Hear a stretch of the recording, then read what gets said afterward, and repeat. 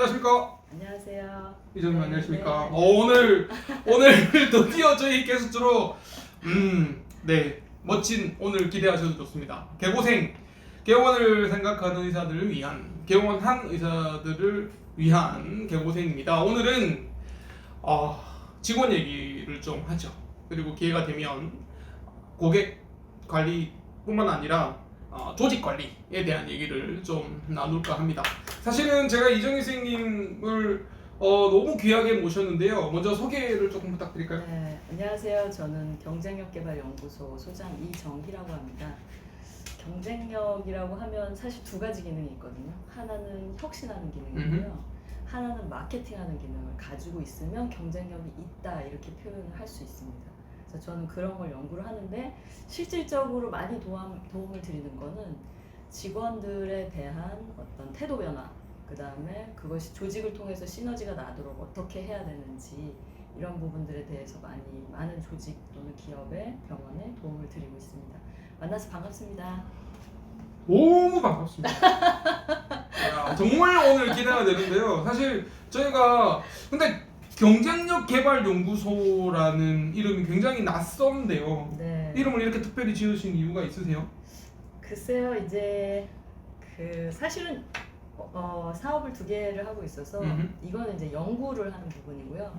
제가 경쟁력이 있는 조직, 경쟁력이 있는 사람, 경쟁력이 있는 기업, 경쟁력이 있는 국가는 뭐가 다를까? 이게 되게 궁금해서 그거를 연구를 해야겠다 이런 생각이 들어서 이름을 만들었습니다. 네. 그리고 다른 하나의 사업은 하다 보니까 본질적으로 모든 것들을 측정하고 평가를 하면 그러니까 목표가 있잖아요. 많은 조직들이 그 목표를 위해서 평가를 하고 측정을 하다 보면 경쟁력이 개발되고 경쟁력이 강화가 되더라고요. 예.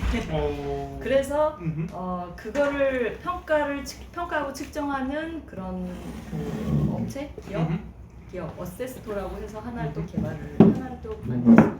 일단 좀 어렵습니다. 네. 일단 어려운데 뭐 얘기는 되게 쉽게 풀어내 주실 거라고 믿어 의심치 않고요. 자, 그러면 병원하고 적용을 좀 해보죠. 네. 그러면 경쟁력개발연구소와 평가시스템연구소의 소장님이신 이정희 소장님께서 병원하고는 어떻게 연결이 되시는 거죠? 많은 병원에 이제 개원하신 원장님들은 직원들이 적게는 한두 명, 많은 경우는 몇십 명, 대학병원 같은 경우는 몇백 명도 있지만 개원을 하셨을 경우에는 많은 경우 몇십 명의 직원들을 보유하시는 그렇게 맥스로. 그런데 이제 제일 고민하시는 부분들이 직원을 채용하는 부분과 그 다음에 채용하고 나서 어떻게 직원들한테 일을 시키고 그리고 그 일이 잘 되었는지 또 조직이 기대하는 목표하는 그 성과랑 연결시키는 거 이런 부분들에 대해서 되게 어려움을 많이 느끼세요. 그래서 그거를 어떻게 해야 되는지를 도와드리고자 시작을 하게 됐죠. 병원의 원장님들하고. 특히나 이제 원장님들이랑 미팅을 하면서 어떤 말씀을 많이 들었냐면 사람들이 되게 열심히 일할 것처럼 하지만 들어와서는 좀 다른 그리고 기존에 이제 조직의 그 직원들 간에 만들어져 있는 그 문화나 분위기 그런 것들이 내가 기대했던 변화를 꿈꾸고 있지만 오히려 그 기대했던 변화를 이끌지 못하고 기존에 있는 문화에 물드는 그런 것들에 대해서도 고민을 되게 많이 하셨어요. 그래서 인간은 사실은 환경을 창조하는 사람들도 있지만 대부분의 사람들은 환경에 지배받거든요. 그래서 어떻게 해야 경영자가 원하는 조직 문화와 그 다음에 조직적 성과를 만드는데 조직원들이 거기에 동기부여가 되고 거기에 함께 열심히 하도록 하게 하는가에 대한 부분들을 시스템화 시키거나 제도를 만드는 부분들을 도와드려요. 오케이. 뭔가 교수님 강의 같은 느낌이 좀 드는데요. 제가 조금 더 구체적으로 여쭤보면 일단 첫 번째, 대부분의 원장님들은 직원 문제에 대해서 관심이 많습니다. 직원 문제에 대한 골치를 썩고 있고요. 하지만 전문가를 찾을 생각은 안 하거든요. 왜냐하면 정답은 없다라고 생각합니다.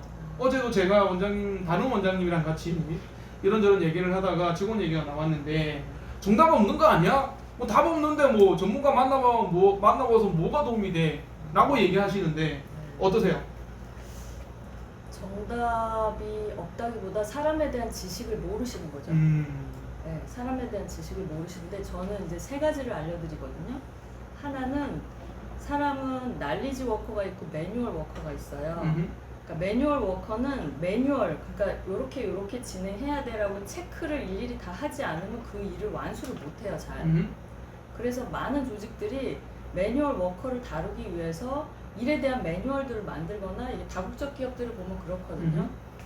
그런데 나리지 워커는 성과를 뭘 만들어야 되라고 목표만 딱 주면 본인이 구상하고 기획하고 실행하고 결과를 만들어요. 네. 그러니까 이 사람이 날리지 워커적 소양이 있는가 아니면 이 사람 매뉴얼 워커인가에 대한 분별력이 일단 경영자분들이 많이 없으세요. 그리고 입사를 했을 때 당신이 날리지 워커야 매뉴얼 워커야를 이제 확인을 해야 되거든요.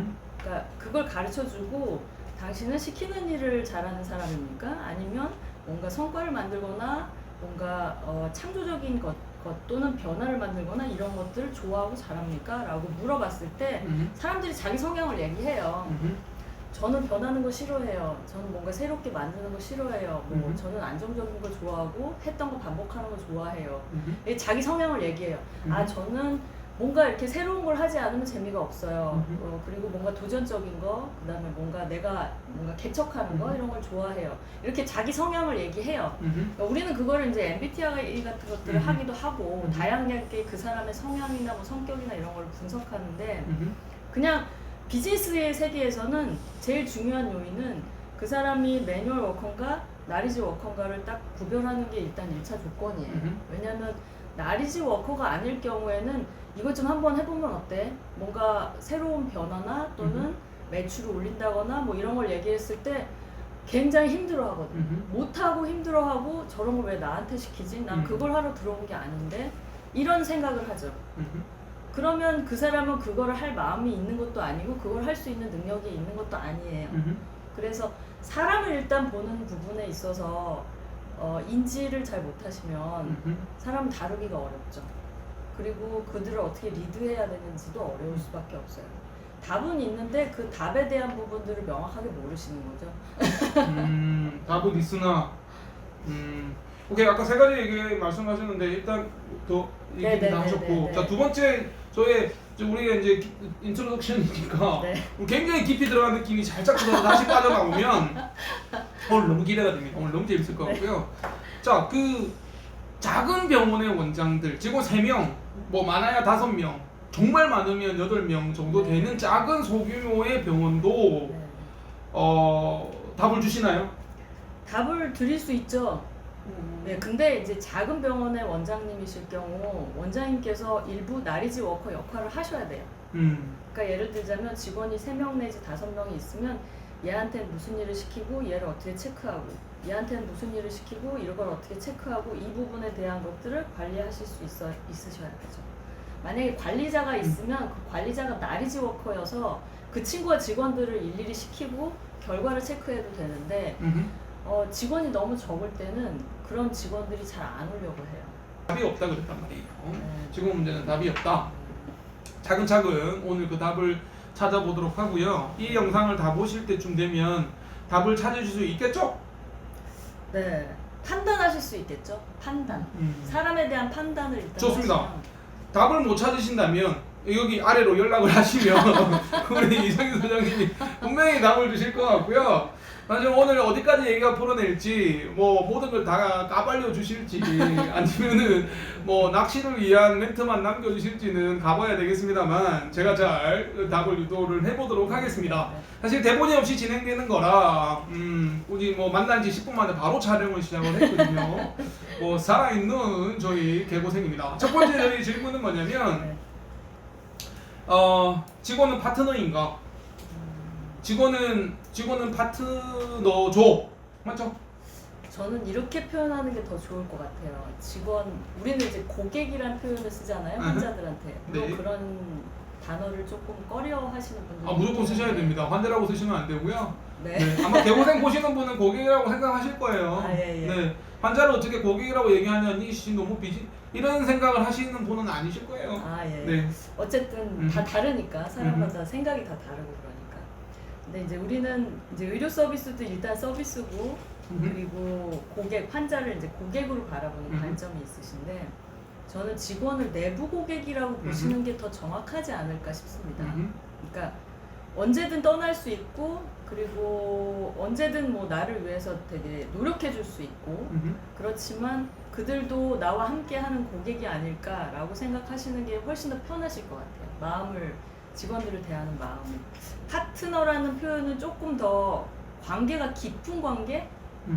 더 깊은 관계? 예를 들어서 우리 비즈니스의 목적, 우리 비즈니스가 가지고 가려고 하는 가치 이런 것들에 대해서 어느 정도는 내재화가 되어 있을 때 파트너라는 표현을 쓰는 게 적절하겠죠. 근데 직원들이 보통은 그렇게 자기 내면화를 시키지는 않거든요. 나는 여기 월급 받고 갈 거야. 또 조금 더 저기 하면 뭐 조금만 더 많이 만 원이라도 많이 주면 나는 다른 데 가고 싶어. 이제 이런 마음을 가진 사람들이 대체적으로 많아요. 그럼 원장은 직원을 직원이 파트너라는 생각이 들게끔 만들어야 되는 그런 것은 그건 물인가요? 능력이세요. 물인가요? 그런 능력이 있으시면 되게 좋겠죠. 근데 어. 그런 능력이 쉽진 않아요. 그러니까 왜 그러냐면 이제 의과대학을 나오시면서 조직 관리를 배우시지는 않으시잖아요. 전혀. 바디를 이 피지컬한 육체를 그 공부하시다 나오시고 사람들이 가지고 있는 멘탈 그리고 그런 행위 이런 부분들에 대한 것들은 잘 이제 모르실 수 있기 때문에 조직을 관리하는 데 있어서 직원들이 파트너인가 아닌가라는 질문보다 파트너로 만들 수 있는가 아닌가라는 질문이 더 적합한 것 같아요. 그러면 파트너로 만드는 거는 맞다. 그럼 좋죠. 근데 그럼 최고죠. 파트너로 만들 수 있는 능력을 갖고 있는 회사가 별로 없다. 쉽지 않죠. 어렵다. 리더십의 문제죠. 어. 예, 리더십의 문제죠. 맞아요. 네. 어쨌든 파트너여야 하는데 파트너면 사업이 정말 대박이 승승장구하죠. 나겠죠. 예, 승승장구하죠. 근데 이제 소장님 보시기에는 직원을 그냥 내부 고객으로 생각하는 게 훨씬 더 관계 개선이 관계를 좋다. 리드하실 때 마음이 편하실 거예요. 음. 파트너로 기대를 하시면 실망하실 가능성이 많거든요. 음흠. 그런데 파트너로서 검증할 수는 있겠죠. 음흠. 이 사람이 내가 하는 사업의 파트너로서의 마인드와 그런 행위, 맞아요. 능력을 가지고 있는가에 대한 부분은 검증할 수 있겠지만 네. 이 사람을 내 파트너야라고 점 찍는다고 해서 그 사람이 파트너 짓을 하진 않아요. 그래서 처음에 제가 되게 힘들었던 부분이 그거였어요. 저는 직원이 파트너처럼 해줄 거라고 생각했거든요. 예. 절대 아니더라고요. 네네네. 근데 모든 원장님은 다 그럴 거예요. 뭐 개원을 하시고 병원을 경영하시다 보면 정말 죽게 살기로 전투에 임하고 있는데 내가 진짜 비즈니스는 전투죠. 그런데 옆에서 같이 가는 나의 그 장군인데 제 네. 직원들은 전투에 임하는 나의 장군인데 나는 지금 죽으러 딸리는데 옆에서 뭐 약간 이런 느낌 왜 안 해주지? 나는 정말 죽겠는데 뭐 이런 생각이 들었는데 이게 그거는 이제 사업하시면서 또는 경영하시면서 제일 리스크한 부분은 그쵸. 기대치 경영이에요. 맞아 기대치만 네, 기대치 역시 경영. 전문 용어가 나오는데요. 그러니까 이게 네. 익스펙트 매니지먼트라고 표현하더라고요. 근데 보통 결혼하셔서 사모님도 나의 마음이랑 같으세요? 우선 많이 하죠. 네, 갑자기 직원은 뜨끔했습니다. 남이잖아. 직원은 게다가 네. 남이잖아요. 부부도 생각이 다른데 직원이 나랑 생각이 똑같을 거라고 기대하고 사업을 하시면 되게 힘들어져요. 그러면 그렇게 하지 마라. 그렇게 하면 안 된다. 그러지 않을 거라는 걸 알고 계셔야 된다는 거죠. 저는 심지어 직원은 가족이라고 생각했습니다. 되게 마음이 넓으신. 완전- 또는 아니면 기대치가 높으신? 완전 불가능한 거죠. 직원은 가족일 수 없는 거죠. 그렇죠. 네, 직원이 그 가족이야. 친구들은 아니 내가 내 마음이 그렇다고 하더라도 상대방이 나한테 그런 마음을 갖고 있지 않을 때는 원사이드 러브잖아요. 짝사랑. 그쵸. 원사이드 러브일 때는 어떤 일이 발생하냐면 한쪽은 에너지가 계속 투입되고 한쪽은 그 에너지를 그냥 받기만 하죠. 자 그러면은 이 대목에서 정리를 하죠. 그럼 직원과 원장의 관계는 어느 정도 선까지 되어야 되는 거죠? 그거는 이제 직원과 원장님 간에 어느 정도 합의점이 필요할 거예요. 그건 누군가 설정해 주는 게 아니라 그 조직의 리더와 구성원의 수준에 맞게 맺어질 거라고 보여져요. 처음에 얘기했던 내부 고객의 관계여야 한다는 의미를 조금 더 설명해 주시면. 저는 내부 고객이어야 한다거나 파트너이어야 한다거나라고 설정을 하는 것은 별로 바람직하지 않다라고 생각하고요. 내가 원하는 것이 무엇인지에 대해서 이제 대표 원장님께서는 나는 직원들이랑 파트너 관계를 유지하고 싶어, 또는 나는 직원들과 고객 관계를 유지하고 싶어 라는 자기만의 어떤 기준값이 있으실 거예요. 기대치, 기준값. 그런데 직원들을 채용하거나 직원들과 함께 일했을 때 직원들이 그 기대치에 어느 수준에 부합하는지는 보셔야 돼요. 네. 그러면 상황에 따라서 또는 수준에 따라서 이게 처음에는 되게 수준이 되게 미미했었던 나는 이 조직에 월급만 받고 적당히 일할 거야 라는 사람들만 있다가 어느 정도 나랑 그런 것들이 좀 맞는 매칭이 되는 직원들이 들어오기도 해요. 네. 그랬을 경우에는 이제 시너지가 나기 시작하죠. 그러면 이제 손발도 맞고 그 다음에 성과를 위해서 뭔가 목표 지향적으로 움직이기도 해요. 조직이 한 몸이 돼서. 그런 직원들이 들어오면 되게 럭키한 거죠. 그럴 때는 이제 어떤 식으로 매니지먼트 해야 될지, 또 이제 지금에 했던 방식하고는 다르게 해야 그런 친구들이 충성도를 가지고 오랫동안 일을 하게 되거든요. 자, 그러면은 굉장히 이제 연구소 소장님이라 그러든지 굉장히 학구적이면서 굉장히 좀 뭐랄까요, 어려우세요? 깊도 심도 깊게 들어가는데 이전에 개고생 아닌가요? 이해가 잘 되시는 우리 PD님은 이해가 잘 되시는데 최고라고 그러는데 혹시 저처럼 이해가 안 되시는 분이 계실까요? 그러면 일단 첫 번째 질문에 대해서 요점 정리를 하죠. 직원은 파트너인가? 일본어로 정리해 주시면. 직원을 파트너로 만들기 위한 전략을 세우시라고 말씀드리고 싶어요. 네, 그러니까 파트너이다. 파트너이길 원하시면 어떻게 해야 직원을 파트너로 만들 수 있을 것인가에 대한 자기만의 전략을 가지고 계셔야죠. 좋습니다. 첫 번째 질문은 이렇게 정리를 하죠. 어떻게 하면 파트너로 만들 수 있을 것인가는 또 우리가 쭉 직원 간의 관계 문제에 대한 얘기에서 자연스럽게 나올 것 같습니다. 너무 재밌는데요. 익사이팅합니다. 좋습니다. 두 번째. 자, 그러면 좋은 인재 요건은 무엇인가? 네, 좋은 인재로 만들 수 있나요? 좋은 인재, 여기에도 좋은 인재의 조건이라고 표현하셨잖아요. 네. 요건. 예. 네. 이게 사람을 분석하는 그 기술들이 되게 많이 개발이 됐어요. 특히나 이제 인지과학 분야에서. 근데 이제 저는 딱 하나, 그게 되게 다양하게 여러 가지가 있지만 딱 하나만 말씀드리고 싶은 거는, 왜냐면 조직이 작은 조직이 많을 이 영상을 보시는 분들은 그렇죠. 작은 조직이 많을 것이기 때문에. 그랜트라는 사람이 쓴 책인데 기버와 테이커라고 하는 개념이 있습니다. 기버는 뭔가를 주는 걸 행복하게 생각하는 사람이고 테이커는 뭔가를 취하려고 하는 사람이에요. 그런데 기버와 테이커 사이를 이제 매처라고 표현해요. 나는 주는 대로 받을 거야. 나는 받는 대로 줄 거야. 뭐 이런 식으로 서로 이게 맞아야 된다라고 생각하는 사람이 있고, 대체적으로 뭐 사람들과의 관계에서 주로 주는, 많이 퍼주고 자기가 먼저 뭐 배려하고 베풀고 이런 사람이 있고요. 대체적으로 뭔가를 얻으려고 하고 취하려고 하고 이런 사람들이 있어요. 근데 기업에 가보면 또는 조직의 병원에서도요, 직원들 중에 뭐 어떻게 해서든지 뭔가를 취해가려고 하는 직원들이 있고요. 뭔가 내가 원장님한테 뭔가 기여하고 싶고, 그 다음 뭔가 좀 잘 해드리고 싶고, 환자들한테도 뭔가를 좀 내가 더 친절하게 해주고 싶고, 이런 사람들이 있어요. 그래서 좋은 인재의 조건 되게 다양하고 되게 많지만 어떤 태도와 마인드를 가지고 있느냐를 일단 한번 보시는 게 좋을 것 같아요. 그러니까 그 사람이 기버적 성향을 가지고 있느냐, 아니면 그 사람이 테이커적인 성향을 가지고 있느냐. 기버가 좋다는 거죠? 당연합니다. 그런데 이제 되게 중요한 포인트는요, 굉장히 성공한 사람들 중에도 기버가 많고요. 되게 지질이 궁상으로 못 사는 사람 중에도 기버가 되게 많아요. 전남과 지옥이군요. 예, 근데 그 이유가 뭐냐면 기버들이 테이커들하고 친구를 맺으면, 친하게 맺으면, 그리고 주변 사람들이 다 테이커예요. 나만 뜯어가는 사람들. 그런 사람들은 지질이 궁상으로 살죠. 일단 원장이 일단 기버가 돼야 되겠군요. 원장님 성품이 좋으시면 좋죠 일단. 성품이 좋으시면 좋은 사람들이 들어올 가능성이 높죠. 일단 그 소장님이 생각하시는 좋은 직원은 일단 기버. 네네. 네. 그리고 이제 피터 드러커 박사도 그런 얘기를 했거든요.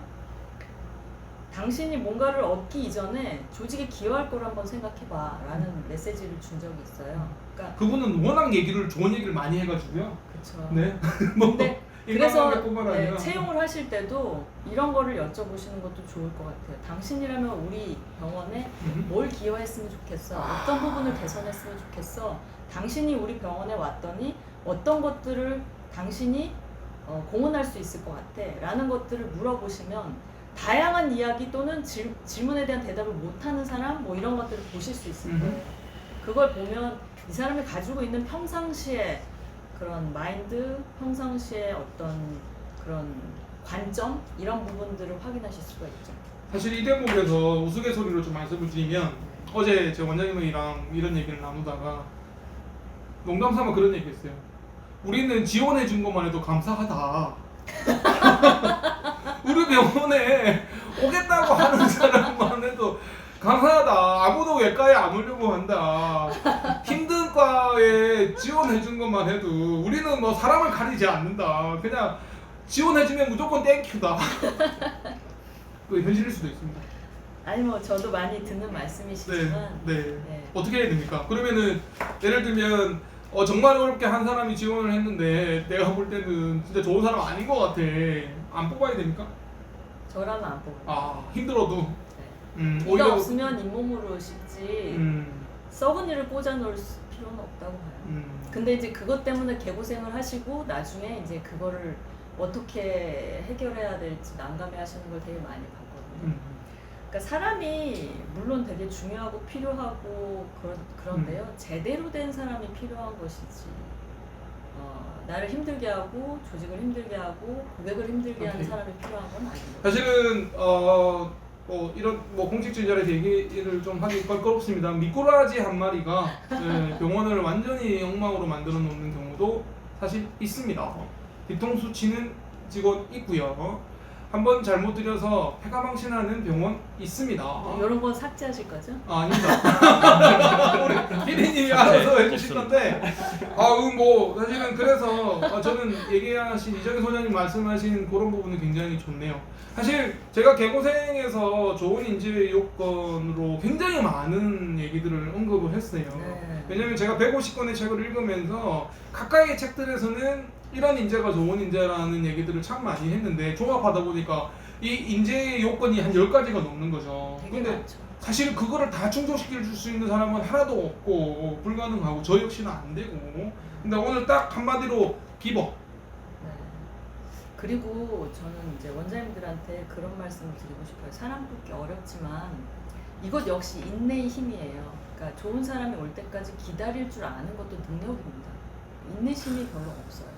원장님들을 이렇게 뵈면 사람은 기다려줘야 되거든요. 나한테 좋은 사람, 우리 조직에 좋은 사람, 괜찮은 사람은 내가 조금 참고 인내할 줄도 알아야 오거든요.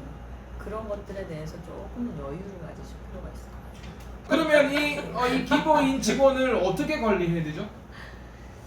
사람은 기본적으로 자기 욕구 충족을 위해서 활동하는 목표 지향적 동물이라고 얘기하더라고요. 매슬로우가 한 말인데 그 친구들 욕구가 뭔지 한번 평상시에 그냥 의도적으로 물어보지 마시고요. 평상시에 이 친구들이 가지고 있는 가치관, 기대하는 바, 원하는 바 이런 게 뭔지 평상시에 관찰을 해보세요. 그러면 이제 사람마다 다 달라요. 이렇게. 예, 사람마다 알겠습니다. 달라서 사실 이 얘기는 나중에도 충분히 풀어낼 수 있을 것 같죠. 예, 사실은 직원 관리의 핵심은 지금 여기인 것 같아요. 끊었나요? 아니요, 괜찮습니다. 나중에 더 길게 좀 풀어주시고요. 자, 세 번째의 질문은 그러면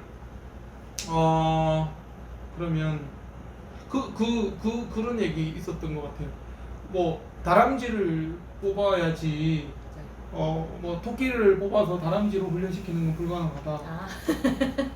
뭐 정확하게 제가 소장님처럼 무슨 책에서 누가 이런 얘기했다 모르겠는데 그럼 좋은 직원을 선발하는 요령은 어떤 게 있죠? 채용에 대한 거는 제가 제일 약한 부분이긴 한데요. 일단은 원장님이 생각하는 가치관하고 좀 맞아야 될 것 같아요. 가치관. 예, 그러니까 예를 들자면 원장님에 따라서 이러신 분이 있으세요. 아니, 돈을 조금 주고 싶어하는, 죄송합니다. 근데 솔직하게 말씀드릴게요. 돈 많이 주기 좀 부담스러워. 그런 원장님들은 그냥 좀 이렇게 중질이라도, 아니 죄송해요. 그러니까 뭐 좀 그냥 적당히라도 일을 해주기만 하면 된다라는 생각을 하시는 분이 있는가 하면 어떤 원장님들은 나는 이런 일을 열심히 해주고 조직에 대한 이렇게 좀 충성도도 있고 그리고 고객에 대한 마인드도 괜찮고 그러면 나는 업계에 비해서 조금 더 두둑하게 주더라도 그런 사람을 쓰고 싶어라고 하는 분들이 있으세요. 그 성향에 맞게 사람을 선택해야겠죠. 원장이 원하는 원장님이 원하시는 성향이 있어요. 그러니까 그게 안 맞으면 사실 괜찮은 직원, 그러니까 당신이 생각하는 괜찮은 직원이 당신마다 다르세요. 근데 문제는 난 모르겠어. 내가 원하는 직원이 어떤 사람인지 잘 모르겠어. 근데 같이 일해 보셨을 거 아니에요? 개원을 하셨으면. 개원하기 이전이라면 모르실 수 있어요. 네, 모르실 수 있는데 개원을 하면은 이제 직원들이랑 이런 직원이랑도 일해보고 저런 직원들이랑도 일을 이렇게 해보셨을 텐데 그러면 아 나는 이렇게 저렇게 날뛰는 직원들보다는 그냥 이렇게 차분하게 그냥 자기 할 일만 딱 해주는 사람이 편해, 이런 사람이 있으신가 하면 나는 좀 도전적이고 나는 좀 변화지향적이고 뭔가 앞서 나가고 뭔가 목표지향적이고 그렇게 해서 좀 액티브한 사람들이 좋아. 그런 친구들은 더 많이 벌어서 더 많이 주고 싶어. 이런 분들도 있으세요. 그러면 같은 부류의 직원들만 뽑아도 되는 거예요? 저는 그런데 다 그렇게 오지는 않죠. 예를 들면 인내를 가지고 참았다가 안 맞으면 아까 처음에 서두에서 두 가지 지식형과 매뉴얼형이라고 얘기한다 그러면 저는 사실 지식형이지 매뉴얼형은 아니거든요. 그런데 모든 직원을 다 제한테 맞는 지식형으로 뽑았을 때 그래도 돼요? 아, 그거는요. 이게 2대8 법칙이, 인력 구조도 2대8 법칙이 있어요. 2대8. 그게 뭐냐면 나리지 워커가 그렇게 많이 필요하진 않아요. 어떤 조직이든. 예를 들어서 월마트에 그 매장 하나에 슈퍼바이저 한 명만 있고 나머지 다 매뉴얼 워커예요. 그러니까 이제 원장님께서 나리지 워커랑 나랑 케미가 잘 맞는다 그러면 나리지 워커 한두 명만 있어도 조직이 승승장구해요. 예, 그게 그렇게 다 있을 필요는 없어요. 아까 그 채용에 있어서 원장님의 가치관이 중요하고 그러면 그 가치관에 맞는 사람을 뽑는 게 핵심인데 제가 이제 어떤 고민이 있냐면 19명 중에 한두 명이 저하고 가치관이 안 맞아요. 그럼 그 사람하고 재계약을 안 할 거냐 아니면 조직의 융화를 위해서 계속 갈 거냐에 사실 이런 고민도 있거든요. 그러면 조직 구조를 설계하시면 돼요. 쉽게 말하면 나리지 워커가 중간 관리자 역할을 하고 나랑 케미가 안 맞지만 그래도 조직에선 역할을 할 거 아니에요. 어느 정도 자기 몫을 할 거 아니에요. 월급 받으면 월급 몫은 하거든요. 그러면 그런 사람을 관리할 수 있도록 그 나리지 워커랑 협의하셔가지고 적재적소에 배치를 하시면 그런 문제가 없어요. 그러면 나랑 부딪히지도 않고 그리고 그 사람은 그 사람 몫을 할 거고. 근데 이제 문제는 사람들이 자기가 할 수 있는 그 이상의 욕심을 부릴 때 이제 컨플릭트가 갈등이 생기거든요. 그런 부분들에 대한 조정이 필요하신 거죠. 그 욕심을 부린다는 건 어떤 의미죠? 자기는 예를 들어서 그냥 보통 나리지 워커는 좀 더 월급을 많이 줘요. 경영자분들이 봐도 기여도가 높고 그다음에 능력이 출중하면 내 주머니에서 돈이 안 나갈 수가 없죠. 그런 사람 주고 싶죠. 주고 싶죠. 마음속에서 그게 우러나는 거거든요. 그런데 그냥 일반 근로자들, 그러니까 뭐 그런 정도 그런 정도의 역할을 하지 않은 사람들은 이게 어쩌다 보면은 그 사람이 받는 월급을 알게 되거나 원장님께서 뭔가 덤을 주셨다라는 걸 알게 된다거나 이럴 경우 왜 나는 이런 생각을 해요. 왜 나는 안 줘? 왜 나도 막 열심히 하는데 왜 나는 이런 생각을 하거든요. 이게 뭐랑 똑같으냐면 자기 얼굴을 자기가 못 보잖아요. 거울을 봐야만 볼 수 있잖아요. 자신이 가지고 있는 기여도도요 측정하지 않으면 몰라요. 기여도를 측정하라. 네네네. 야, 그래서 이 평가 시스템이 필요한군요. 맞습니다. 그거를 이제 기대치 경영과 반대말이 평가치 경영이에요. 그래서 직원들을 평가하는 것이 직원들의 불만 요소를 잠재울 수가 있죠. 그리고 그런 부분들에 있어서 차별성을 둘 수 있어요. 참 희한한 게 또 뭐가 있냐면 내가 능력이 있는데 동일하게 주면 능력 있는 사람이 또 나와요. 다시 이해 못했어요. 제가 더 기여를 많이 하고 제가 더 열심히 오케이, 하고 오케이. 더 많이 성과를 내는데 쟤는 널널하게 맨날 일찍 퇴근하거나 뭐 네. 5시에 퇴근하거나 뭐 일도 적당히 하거나 그런데 동일하게 월급을 받잖아요.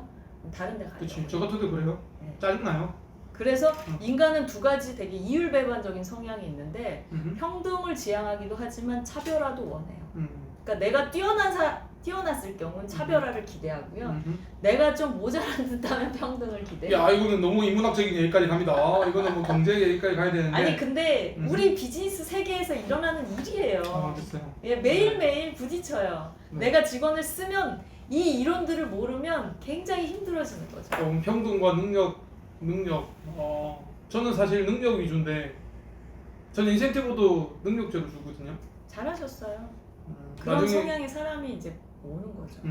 그런 사람들이 정착. 오케이. 근데 약간 이 대목에서 저는 이렇게 한번 반짝했는데 평가 경영, 네, 평가치. 기여도를 측정하라. 요 얘기가 굉장히 핵심인 것 네, 같은데. 네. 그러면 사실 직원 관리 때문에 고민하시는 많은 분들의 원장님들이 여기에서 전 짜릿했거든요. 닭살이 돋았는데 네. 기대치 경영을 하고 있었단 말이죠. 그쵸. 모든 기대치 원장님들은 경영을 하시죠. 우리 사전에 조율된 건 아닌데 이렇게 궁합이 잘 맞네요. 오, 좋아요. 저희 모든 개고생 차리는 대본이 없다는 거 바로 즉석에서는. 그러면 여기서 답이 좀 나올 것 같아요. 첫 번째 힌트가 평가를 하라 이 얘기네요. 그쵸. 평가하셔야지. 직원 문제 때문에 고민이 된다 그러면 직원을 평가하라. 평가치 경영을 하시면 많은 부분이 해결이 되죠. 근데 그 노하우가 없어서 힘드실 거예요. 아무도 평가를 못 하죠. 평가에 대한 기준을 모르죠. 네. 저는 한 번도 들어본 적이 없는 것 같은데. 병원은 잘 안 하시는 것 같고요. 네. 대부분 이제 원장님의 어떤 개인적인 인지 정도에 의해서 평가들을 하고 계시죠. 주관적 평가라고 그것도 평가예요. 근데 제가 150권의 책을 읽었는데 거기서는 그런 부분을 그렇게 강조하지는 않았던 것 같아요. 평가를 해서 적절히 보상하라 이런 얘기는 있었던 것 같지만 저는 이게 비즈니스잖아요. 음. 제가 그냥 솔직하게 말씀드리면. 근데 효과는 되게 좋아요. 네, 효과는 되게 좋아서 그래서 사람들이 평가를 받고 그 근거에 적절한 보상을 받고 거기에 대해서 본인이 불만족했을 경우 디펜스를 하는 거. 니는 이러이러해서 이렇게 준 거야를 줄 수 근거를 가지고 있으면요 강력한 파워를 가지죠. 그게 오히려 더 동기부여가 되면서 시너지를 내겠는데요. 동기부여가 많이 되죠. 어떻게 보면 우리가 두 가지 효과가 있어요. 음흠. 하나는 열심히 하는 사람은 더 열심히 하고 열심히 안 하는 사람은 이탈하고. 이탈 좀 무서운데요. 나가라고 말 안 해도 나가. 아니 나가면 안 돼요. 지금 한 사람 구하는 게 얼마나 힘든데요. 지원만 해도 감사한 상황인데 나가버리면 어떡해. 그거는 시간이 지나면요 그러니까 조직의 기여도가 높은 사람들이 계속 쌓이다 보면 그 상대적 평가가 이루어져요.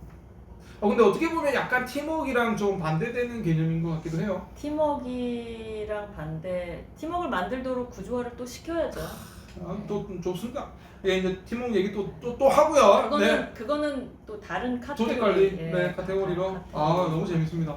저는 지금은 개인적인 측면에서 분석하시는 거잖아요. 개인 오케이. 하나하나를. 좋습니다. 우리 뭐 벌써 몇 분이 됐는데 벌써 카트 신호가 들어오는 거예요. 좋아요. 네. 일단 1부에서 하고요. 할 얘기 너무 많은데요. 우리 2시간에 마무리했는데 안 되겠고 한 5시간은 걸려야 될 것 같습니다. 자, 일단 1부 마무리를 하면서 어떻게 재밌으셨습니까? 저는 지금 너무 재밌습니다. 자, 오늘 1부에서는 직원은 파트너인가? 좋은 직원은 어떤 직원인가? 직원을 채용할 때는 어떤 부분을 신경 써야 되는가?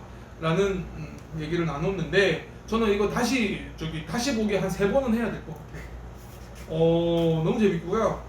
저는 장편외과 엉덩이 대장 개고생 닥터 개고생. 제가 저희 유튜브에 제가 엉덩이 대장으로 그리고 닥터 개고생은 저의 부캐인데요. 저는 이성근이고요. 우리 서장님 소개 마지막으로. 예, 반갑습니다. 경영 쉽지 않죠. 하지만 알고 보면 되게 재밌습니다. 기대하셔도 될 것 같아요. 2부에서 뵙겠습니다. 고맙습니다.